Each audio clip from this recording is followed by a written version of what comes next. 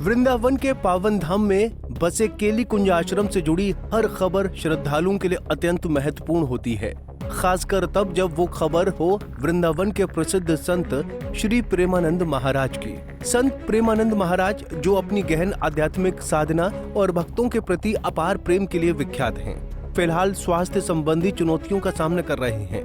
2 अक्टूबर से उनकी पदयात्रा अनिश्चित काल के लिए स्थगित कर दी गई है, जिससे उनके शिष्यों और भक्तों के बीच चिंता के साथ साथ श्रद्धा की भावना भी गहरी हो गई है। केली कुंज आश्रम द्वारा जारी आधिकारिक बयान और डॉक्टरों की ताजा रिपोर्ट के माध्यम से हम इस अद्भुत संत के स्वास्थ्य और उनके जीवन के आध्यात्मिक पहलुओं को समझने का प्रयास करेंगे।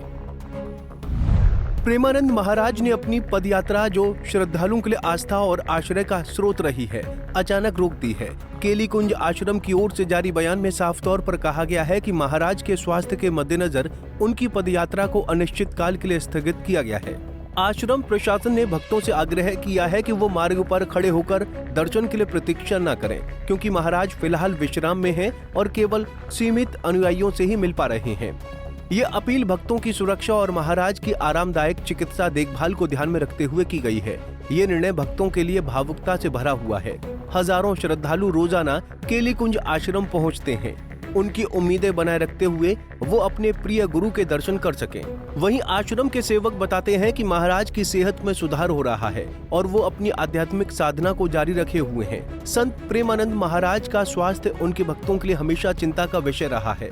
लंबे समय से पॉलीसिस्टिक किडनी डिजीज से पीड़ित महाराज का इलाज वृंदावन के वरिष्ठ नेफ्रोलॉजिस्ट डॉक्टर आशीष शर्मा कर रहे हैं। डॉक्टर शर्मा के मुताबिक महाराज की हालत में पिछले हफ्तों में सुधार हुआ है। शुरुआत में जहां उन्हें सप्ताह में 7 दिन डायलिसिस की आवश्यकता थी, अब वो 5 दिन की डायलिसिस पर सीमित हो गई है। ये संकेत स्वास्थ्य में आ रही स्थिरता का प्रमाण है।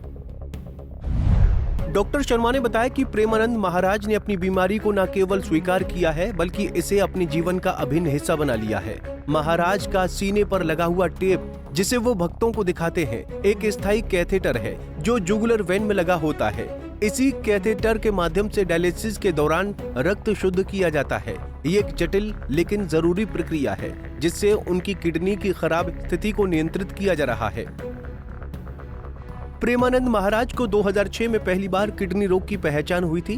पेट दर्द की शिकायत के बाद जब डॉक्टरों ने जांच की तो पता चला कि उन्हें अनुवांशिक किडनी रोग है। उनकी दोनों किडनियां खराब हो चुकी थीं। तब से वो लगातार इस बीमारी के साथ जी रहे हैं, लेकिन उनकी आध्यात्मिक यात्रा ने उन्हें एक नई दिशा और धैर्य दिया। किडनी रोग के बावजूद महाराज ने इसे अपनी आध्यात्मिक साधना का अवसर बना लिया। काशी से वृंदावन आकर उन्होंने राधा नाम जप की साधना शुरू की, जो आज तक निरंतर जारी है।